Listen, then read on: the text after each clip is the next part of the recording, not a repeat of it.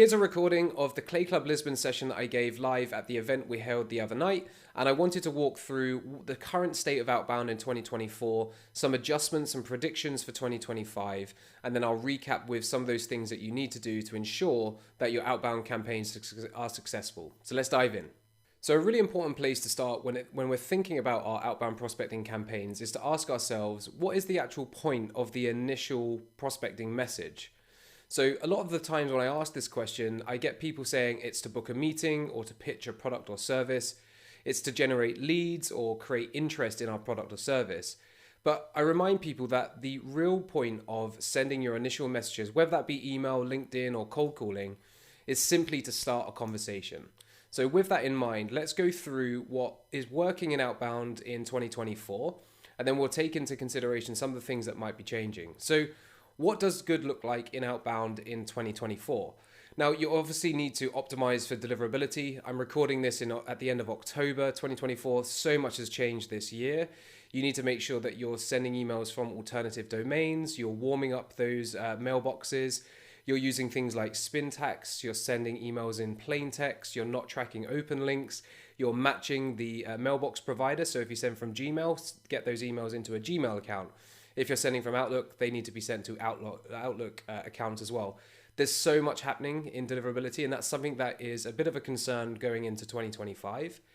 You also need to have a very, very clear target audience. If you are sending emails to dentists because you sell a service to help them with pay-per-click advertising, then you obviously don't want to have architects in your lists.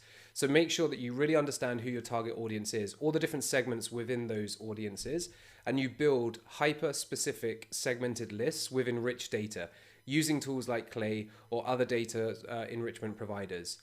You also want to make sure that you're only sending emails to double verified email addresses to make sure that you are reducing your bounce rate and increasing the likelihood of going into the inbox.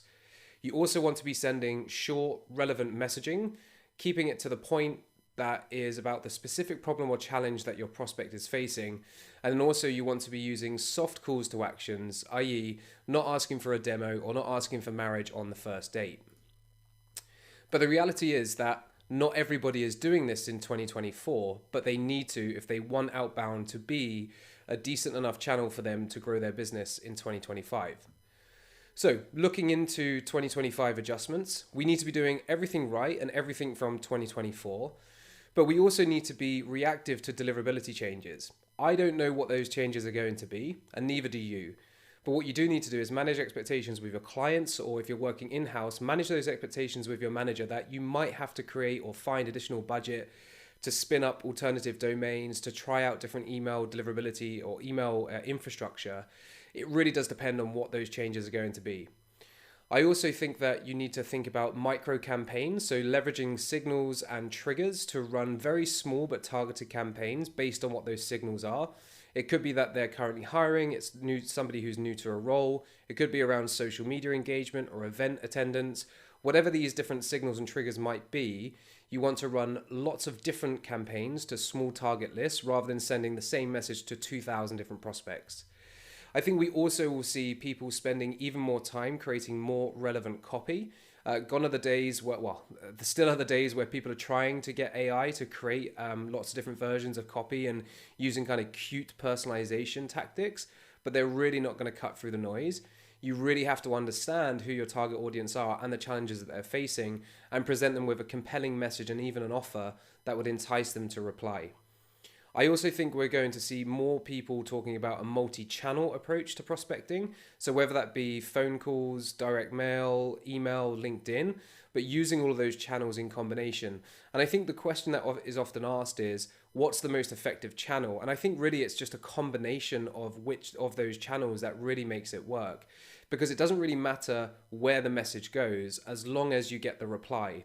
And it doesn't matter what channel was used to get that reply if you just need to make sure that you have a super relevant message for them. And also I think we'll see a closer alignment to marketing.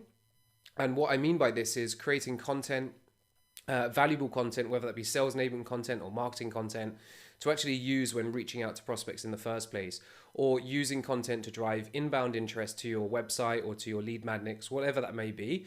But I think we'll see, or hope to see, that sales and marketing should be working closer together. But remember, the point of the initial message in outbound prospecting is simply to start a conversation. And here's a very, very simple framework that you can follow, which includes a subject line.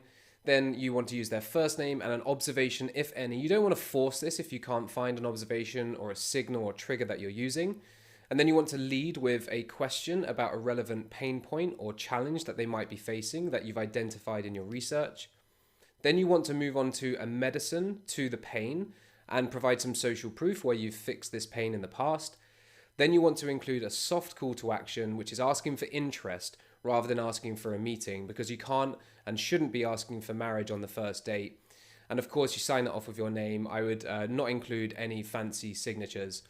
And then the idea is that you continue the conversation to try and understand if they have a need for your solution, or they're in pain and they're aware of it. You then want to follow up with them as much as you can. And of course, you want to, when they express an interest, then you want to ask for the meeting then. That's really the only appropriate time to ask for a meeting. So, story time. Picture the scene. It's January 2021, in the middle of the second lockdown. I'm in Lisbon, I'm bored out of my mind, and I'm on the dating apps. I'm single, I'm looking for a potential partner. Now, my first signal is that anyone on these dating websites should be single. And I see a profile that I really like. I match with them, or I try and match with them on Bumble, but I don't get a reply. I don't get a match. So what do?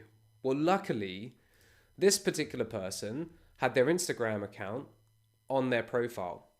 So I thought, I'm a sales guy. I've got some tactics here for outbound prospecting.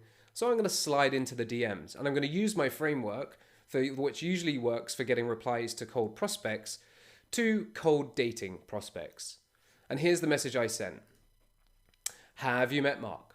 Sorry, I saw your profile on Bumble and thought it was the perfect first message to send from one How I Met Your Mother fan to another.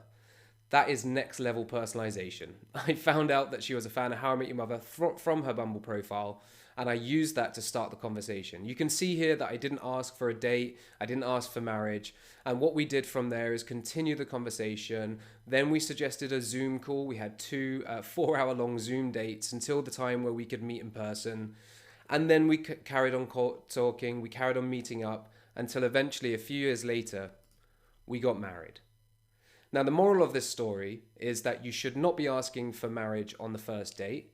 If you send the right message with a personalized intro that's relevant to the pain point that you know you can solve, in my case, you were single and I was single, you never know where that can lead to. And that, kids, is How I Met Your Mother.